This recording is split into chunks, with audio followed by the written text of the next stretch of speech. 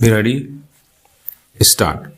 Learned counsel for the appellant has raised the plea of promissory estoppel before us and has contended that the government, having itself assured the appellant and his other colleagues that they would be promoted as lecturers and having itself taken steps to prepare the seniority list of demonstrators working in various government medical colleges was bound by its promise and therefore ought to have issued the necessary notification that the posts of lecturers in the Department of Pharmacy would be filled up to promotion of demonstrators.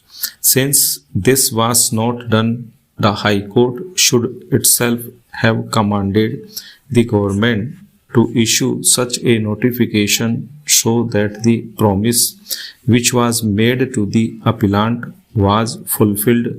It is contended that the government had already issued such notification in respect of the posts of professors and readers by providing that they would be filled up to the extent of 50% by promotion of readers and lecturers, and therefore in respect of the Department of Pharmacy the same policy should have been adopted. Para. It is not disputed that the posts of lecturers in the Department of Pharmacy, as also in other departments of pharmacy, are filled up by direct recruitment. It is also not disputed that so far as demonstrators are concerned, there are no rules, statutory or otherwise, which provide that they would be promoted to the posts to lecturers. The High Court has also considered this aspect of the matter and has recorded a finding that medical education in government medical colleges is a three-tier system consisting of the posts of professors, readers, and lecturers. While these posts were earlier filled up by direct recruitment by the two government notifications issued in the year 1977, it was provided that the posts of professors and readers would be filled up to the extent of 50% by promotion of readers and lecturers, and the remaining 50% would be filled up by direct recruitment. The scheme of personal promotion was also introduced, under which a lecturer of reader who had put in service for a specified period was to be automatically promoted to next higher grade available to the readers or professors as the case may be.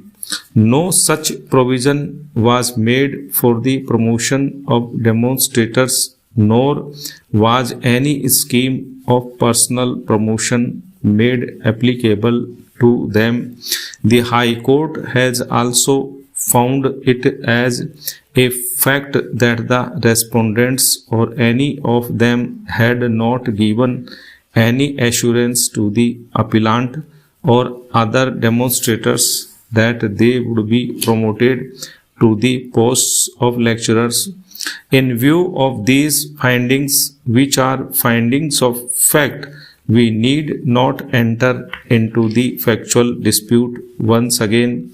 Assuming that any such assurance was given to the appellant either by the state government or by the director that the appellant or any of his colleagues would be promoted as lecturers, let us examine whether the rule of promissory estoppel could be invoked in the particular circumstances of the case.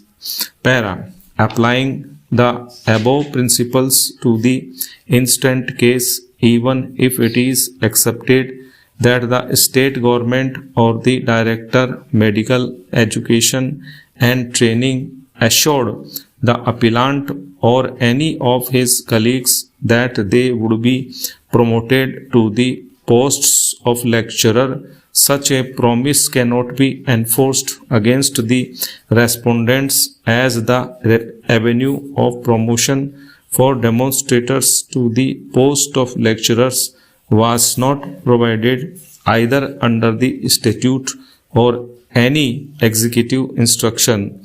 Moreover, if the post of lecturer was filled up by promotion of demonstrator, it would defeat the existing mode of recruitment, namely that it can be filled up by direct recruitment only and not by promotion. Stop.